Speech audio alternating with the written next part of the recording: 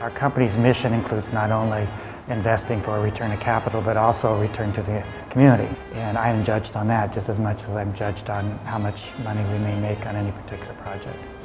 Preservation is probably the purest form of sustainability. It is great to be able to work on both new and old at the same site, just to have that tie of history and that remembrance when you come to work, the importance of history. It's a gorgeous building, a wonderful design. I think it's the soul of our project.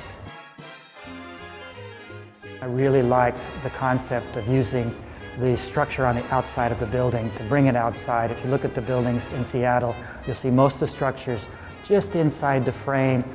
And as it's kind of hidden, I said, well, why don't we explore and come up with more of a modernistic design like you'll see in Tokyo and Dubai now, and maybe sometimes in New York. You end up with 16 different facets of triangles, and each one is at a different depth perception. So wherever you're at on the site, you'll never get the same view. And there's many other components in here that really have a longer payback than you'd expect, including the solar panels on the roof and some of the water filtration system and the living wall on the side that we're trying to bring from creative ideas from around the world to Seattle.